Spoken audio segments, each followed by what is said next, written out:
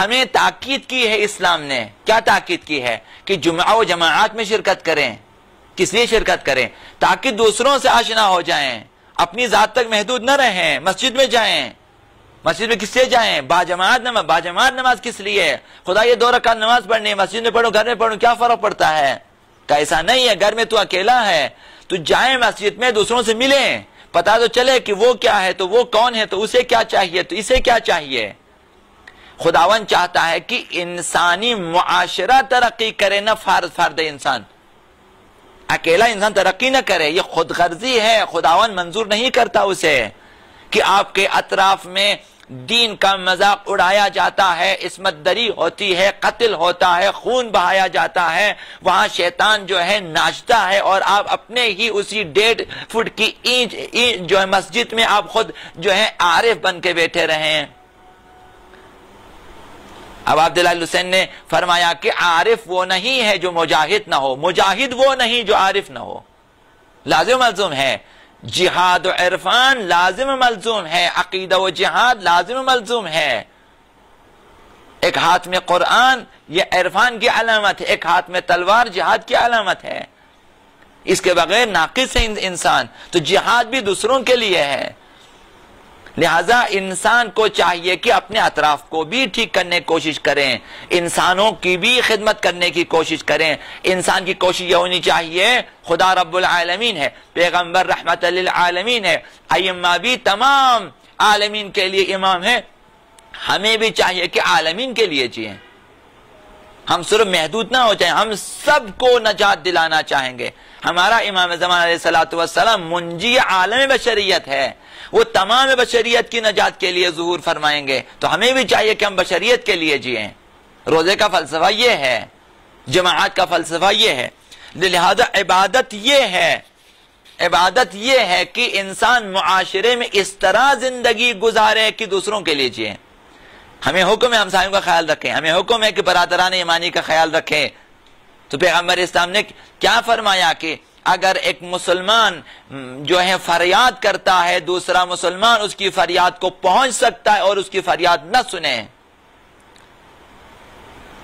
من سمع رجلا یعلی المسلمین فلم یجبہ، ایک مسلمان فریاد کرتا ہے مدد کے لیے، دوسرا مسلمان اس کی فریاد رسی کر سکے اور نہ کرے، فلم یجب فلیس بمسلم، فرمایا کہ اصلا مسلمان نہیں ہے۔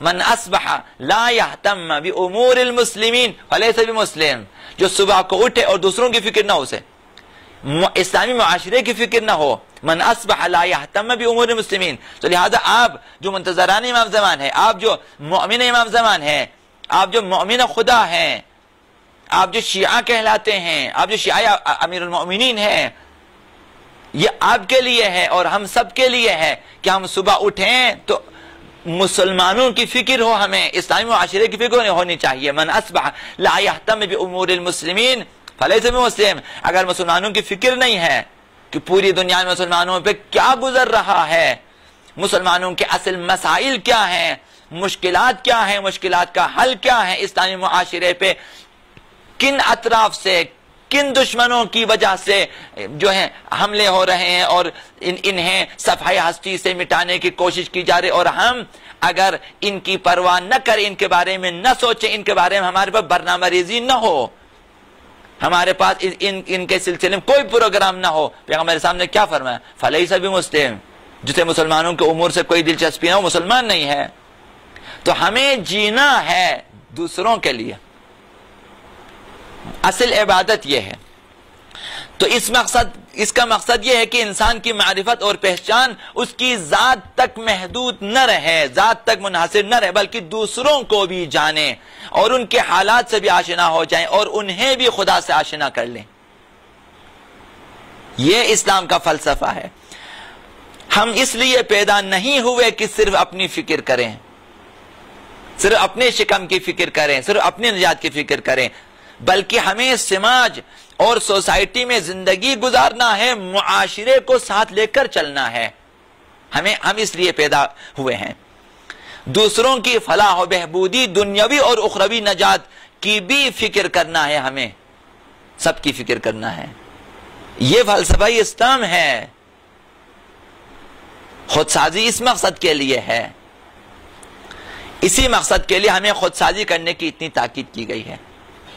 خود سازی کا مطلب یہ ہے کہ انسان اپنے اخلاق کو ایسا بدلے جیسا خدا چاہتا ہے، اپنی منمانی نہ کریں۔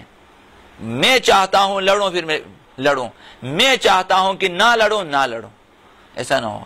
جہاں خدا چاہتا ہے لڑے ادھر لڑے، جہاں خدا چاہتا ہے کہ ہاتھ نہ اٹھائے نہ اٹھائے، جہاں خدا چاہتا ہے معاف کیا جائے آپ معاف کر دیں، اپنے اخلاق کو بدل دیں۔ انسان تکبر، خودخواہی کی جگہ تواضع، فروتنی و انکساری پیدا کرے اپنے اندر، جوانوں کے سلسلے میں، اولاد کے سلسلے میں، بزرگوں کے بارے میں، مومنوں کے بارے میں تواضع، فروتنی، انکساری، عاجز پیدا کر، نہ کہ تکبر، نہ کہ خودخواہی، بخل اور کنجوسی جیسی مذموم صفت کی جگہ کرامت و بخشش اور سخاوت پیدا کریں اپنے اندر۔ اپنے دل کو ہر اس چیز سے جو اللہ کی نظر میں ناپسند اور مکروہ ہے پاکیزہ بنا لیں، اپنے دل خالی کر دیں۔ اپنے تمام اعضاء و جوارح کو خدا کی خوشنودی کے لیے آمادہ کریں، کوئی گناہ ان اعضاء سے جو ہے انجام نہ پائے کہ خدا کو ناراض کر دیں۔ خلاصہ یہ کہ صفات رذیلہ کو ختم کر دیں اس رمضان المبارک میں، اپنے اندر سے اس کی جگہ فضائل اخلاقی، اخلاق حسنہ اپنے اندر پیدا کریں، اپنے وجود میں اچھی اچھی صفات پیدا کریں، خدائی صفات پیدا کریں، صبغت اللہ بن جائیں، رنگ الہی پیدا کریں، صفات خدائی اپنے اندر پیدا کریں تاکہ ہم خدا کی طرف بڑھ سکیں۔ اس طرح رنگ الہی ہم میں پیدا ہو جائیں تو ہم الہی انسان بن جائیں گے۔